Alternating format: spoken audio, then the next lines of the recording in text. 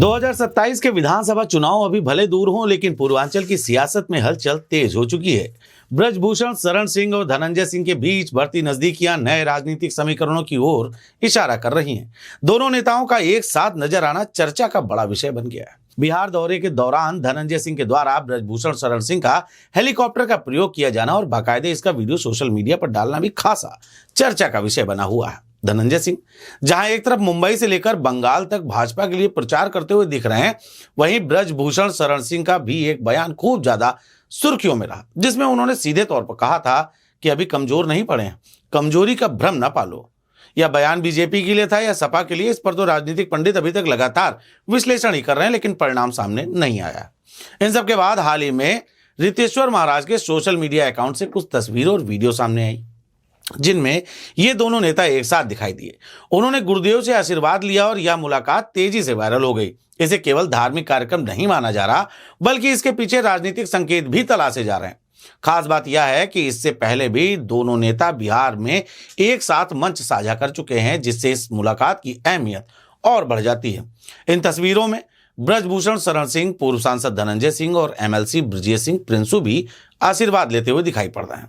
बात करें ब्रजभूषण शरण सिंह की, तो बीजेपी के मजबूत और मुखर नेताओं में ब्रजभूषण को गिना जाता है, जिनकी कई जिलों में मजबूत पकड़ मानी जाती है। वहीं धनंजय सिंह भी क्षेत्रीय राजनीति में प्रभावशाली भूमिका निभाते रहे हैं और लोकसभा चुनाव के दौरान बीजेपी को समर्थन देकर अपने रुख का संकेत दे चुके हैं।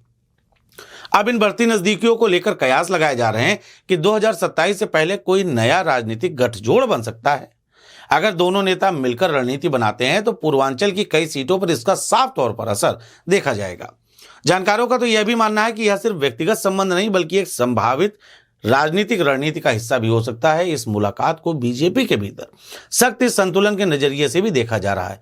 माना जा रहा है कि यह तालमेल दोनों नेताओं की स्थिति को और मजबूत कर सकता है और जमीनी स्तर पर एक नया संदेश भी दे सकता है। प्रदेश की सभी प्रमुख पार्टियां अभी से 2027 के लिए रणनीति बनाने में जुट गई हैं। ऐसे में इस तरह की मुलाकातों को अब औपचारिक तो नहीं माना जाएगा, बल्कि चुनाव की तैयारियों की शुरुआती चाल माना जाएगा। पूर्वांचल में यह नया समीकरण क्या रूप लेगा, इस पर सभी की नजर बनी हुई है। अगर यह समीकरण आगे बढ़ता है तो सपा, कांग्रेस और बसपा जैसी पार्टियों के लिए मुश्किलें बढ़ सकती हैं। पूर्वांचल में जातीय और क्षेत्रीय प्रभाव को देखते हुए यह गठजोड़ चुनावी समीकरण बदलने की क्षमता भी रखता है। सबसे बड़ा सवाल यही है, क्या यह मुलाकात सिर्फ आध्यात्मिक थी या इसके पीछे कोई बड़ा राजनीतिक संदेश छिपा है। फिलहाल इसने पूर्वांचल की राजनीति में नई बहस जरूर छेड़ दी है और आने वाले समय में इसके नतीजे किस दिशा में जाएंगे यह देखना काफी ज्यादा दिलचस्प होगा।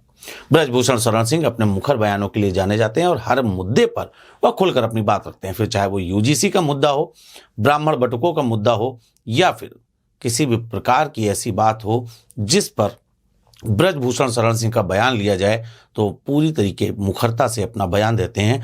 ऐसे में ब्रजभूषण शरण सिंह को एक स्पष्टवादी नेता के तौर पर जाना जाता है। वहीं दूसरी तरफ धनंजय सिंह की चर्चा भी खूब रहती है।